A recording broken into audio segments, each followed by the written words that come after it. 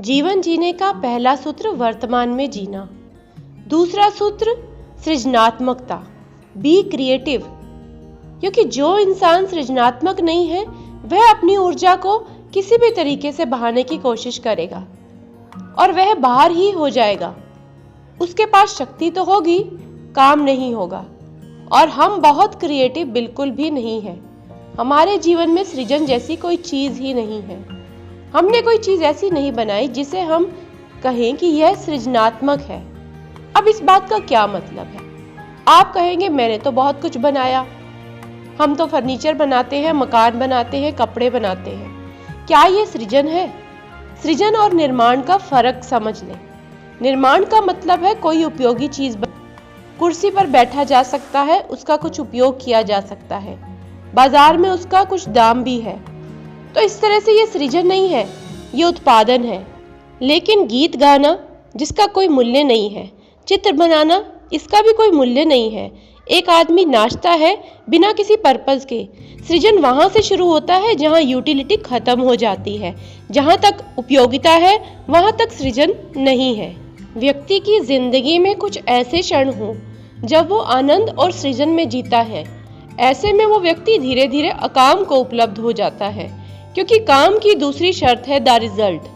कामना का आखिरी स्रोत, उद्गम का, दौड़ का, शक्ति का एक ही है कि मिलेगा क्या। हम हमेशा पूछते हैं कि इस कार्य को करने से मिलेगा क्या, क्योंकि हम बिना रिजल्ट के तो काम ही नहीं करते। और जब ध्यान लगाते हैं तो भी पूछ सकते हैं कि अब मिलेगा क्या। तो उत्तर है कि ध्यान ही मिलेगा। और ध्यान का मिलने का अपना ही एक अर्थ है। जिस व्यक्ति को धर्म के जगत में प्रवेश करना है, जिसको ऊर्जा को ऊपर ले जाना है, उसे कुछ ऐसे काम खोजने पड़ेंगे जो काम नहीं है, जो सिर्फ खेल है, लीला है। लीला का मतलब है पूरी जिंदगी क्रिएटिव, परपोजिव नहीं, यूटिलिटेरियन नहीं। धार्मिक आदमी की जिंदगी गंभीर नहीं होती, क्योंकि अगर वो धार्मिक है तो वो जिंदगी की सच्चाई को समझ चुका है। वह गंभीर ना रह के हल्का होकर रहेगा। जो आदमी गंभीर है वो बोझिल हो जाएगा, और जो बोझिल होगा उसको अपनी ऊर्जा को बाहर निकालने के लिए कोई ना कोई रास्ता तो खोजना ही पड़ेगा। इसलिए जितनी जिंदगी गंभीर होती जा रही है उतनी ही सेक्सुअलिटी बढ़ रही है, क्योंकि जितने आप गंभीर होंगे उतने तनाव से भर जाएंगे। ध्यान दें, जिस मुल्क में जितना तनाव है उतना ज्यादा कामुकता बढ़ जाएगी, क्योंकि कोई और रास्ता नहीं दिखता। जीवन जीने का दूसरा सूत्र है जिंदगी को इतनी गंभीरता से मत लेना। Don't take it so much seriously. Seriousness is a basic disease. बहुत बुनियादी बीमारी है सीरियस होना। जीवन खेल बन जाए तो आदमी काम से मुक्त हो जाता है, पर पूरी जिंदगी को खेल नहीं बनाना। शायद ये तो संभव ही नहीं है, लेकिन जिंदगी में कुछ तो हो जो खेल हो। अब बच्चों को ही देख लो, बच्चे इतने हल्के हैं, और ध्यान रहे बच्चे इतने आकामी हैं। उसका कुल कारण ये कि बच्चों की जिंदगी गंभीर नहीं है, खेल है। बच्चे के जीवन में जैसे जैसे गंभीरता बढ़ती है वैसे क्या आपको ये पता है कि सेक्सुअल मैच्योरिटी की उम्र रोज कितनी गिरती जा रही है? 14 साल से 12 साल हो गई है, 11 साल हो गई है। कुछ बच्चे तो 11 साल में मैच्योर होने लगे हैं, और संभावना है कि इस सदी के पूरे होते होते मैच्योरिटी की उम्र 7 साल तक आ सकती है। 7 साल। लड़कियां हमेशा 14 साल में मैच्योर होती थी, ये 7 साल में कैसे होने लगी? असल में 7 साल में ही लड़कियां इतनी गंभीर हो गई हैं जितनी वह 14 साल में हुआ करती थी। जिंदगी 7 साल में ही काफी गंभीरता ले आई है। शिक्षा व्यवस्था, सभ्यता, संस्कृति, शिष्टाचार रोज भारी होते जा रहे हैं। छोटे बच्चे जितने भारी हो जाएंगे उतनी जल्दी उनको शक्ति फेंकने के लिए मार्ग खोजना पड़ेगा। इससे उल्टा भी हो सकता है। अगर हम बच्चों को देर तक हल्का रख सकें, बहुत हल्का रख सकें, तो शायद 20 साल, 25 साल। गुरुकुल की बात करें तो हम 20-25 साल तक बच्चों को गंभीर होने से बचा सकते थे। जितनी गंभीरता बढ़ती है उतना बोझ बढ़ता जाता है। जितना बोझ बढ़ेगा उतना तनाव, और जितना तनाव उतना निकास चाहिए। जिंदगी एक खेल थी, उस खेल के बीच सब आहिस्ता आहिस्ता चल रहा था। लकड़ियां काट रहे थे लड़के, जंगल के दौड़ रहे थे, पौधे लगा रहे थे, खेती कर रहे थे, कभी घंटों आधा घंटे पढ़ते थे। पढ़ना कोई गंभीरता का काम नहीं था और फुर्सत के क्षणों में खुद आपस में बैठकर बात करना, निकट गुरु के पास बैठकर बातें करना। अब किस गुरु के पास बैठा जाए और किसके पास नहीं, यह भी एक सोचने का कार्य है।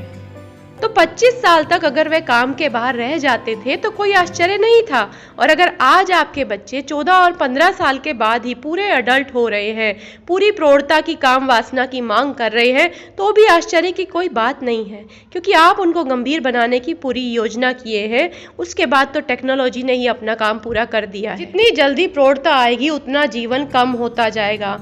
उम्र 100 साल से 80 साल, 80 से 60 और 50 तक पहुंच जाएगी। की शक्ति सृजनात्मक ना हो पाई तो विध्वंसक हो जाती है।